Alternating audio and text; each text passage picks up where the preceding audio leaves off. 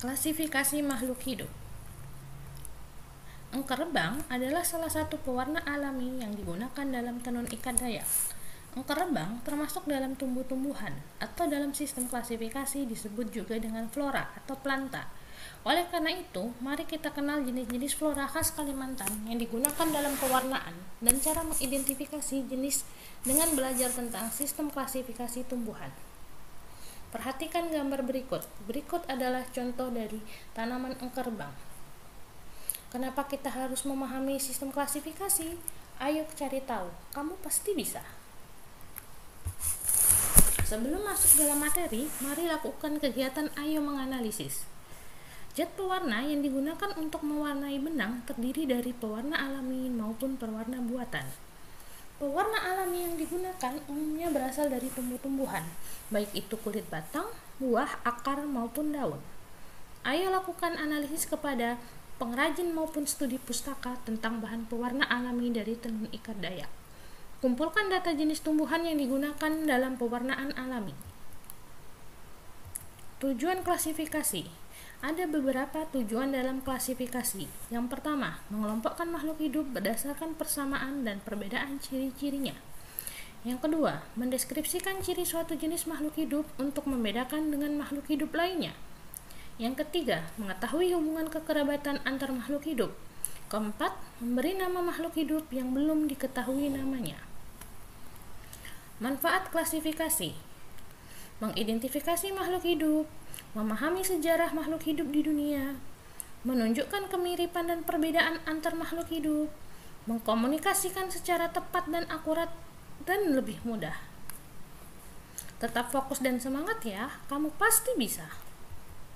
Dasar klasifikasi. Dasar klasifikasi dibagi menjadi 3, yaitu yang pertama, perbedaan dan persamaan yang dimilikinya.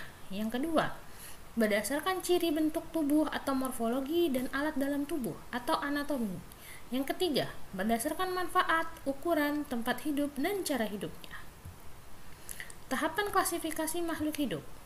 Ada 3 tahapan dalam pengklasifikasian makhluk hidup. Yang pertama, pengamatan sifat makhluk hidup. Kedua, pengelompokan makhluk hidup berdasarkan pada ciri yang diamatinya. Yang ketiga, pemberian nama makhluk hidup.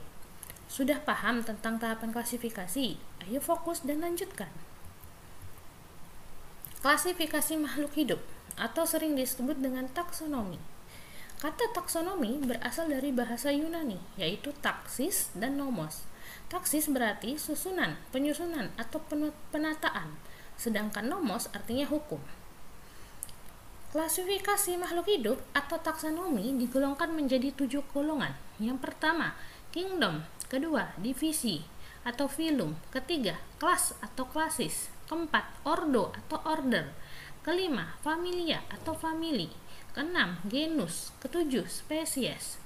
Dalam bahasa Indonesia, taksonomi tersebut berarti kerajaan, divisi atau filum, kelas, bangsa atau ordo, suku atau keluarga, marga atau genus, jenis atau spesies. Proses pengklasifikasian makhluk hidup. Proses pengklasifikasian makhluk hidup diawali dengan proses identifikasi. Proses ini bertujuan menentukan identitas makhluk hidup melalui beberapa metode, di antaranya dengan konfirmasi langsung ke ahlinya, mencocokkan dengan spesimen, atau menggunakan instrumen, yaitu kunci identifikasi atau determinasi. Kunci identifikasi atau determinasi adalah serangkaian pertanyaan yang menggiring kita sehingga dapat mengetahui nama dari jenis organisme yang ingin diketahui identitasnya. Apakah kamu sudah paham materi klasifikasi makhluk hidup? Kalau belum, kamu dapat pelajari kembali. Ayo lakukan kegiatan evaluasi. Ayo evaluasi. Lakukan klasifikasi jenis tumbuhan yang digunakan sebagai pewarna alami yang telah kalian kumpulkan. Cari bahan di internet maupun buku taksonomi dari semua jenis tumbuhan yang telah kalian klasifikasikan.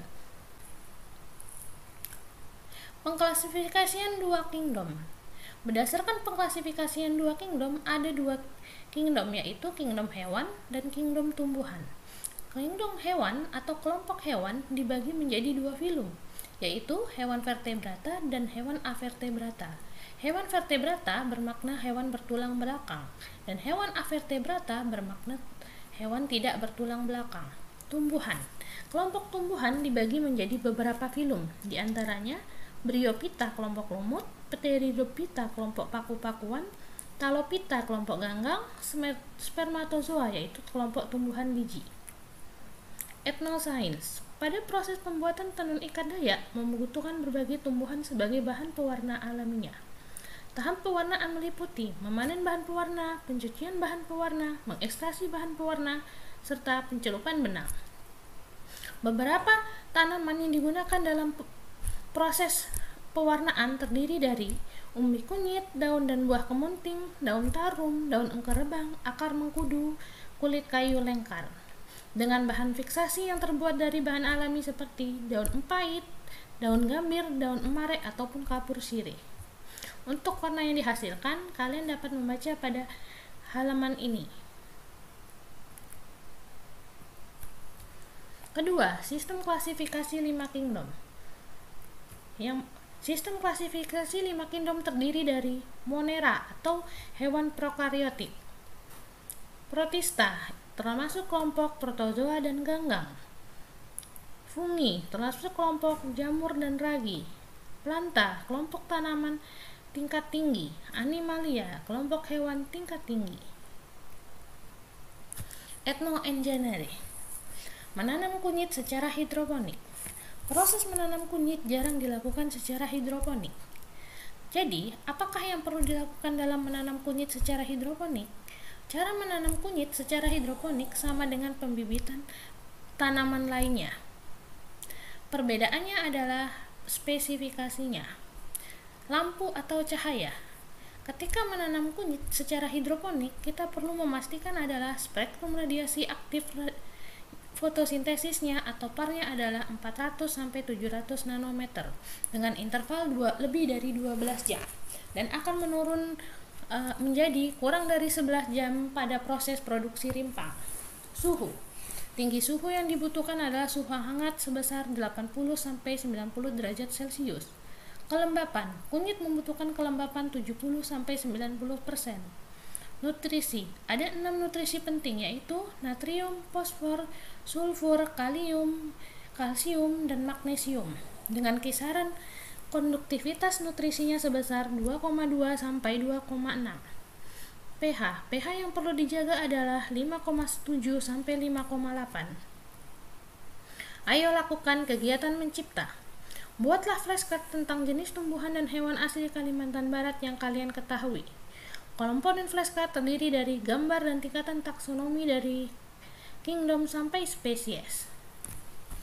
Etnomatematika. Alokasi biaya bertani hidroponik tanaman kunyit ukuran 1 x 3 meter adalah: pertama, peralatan sistem sebesar 2,4 juta dengan 6 komponen yang dapat dibaca.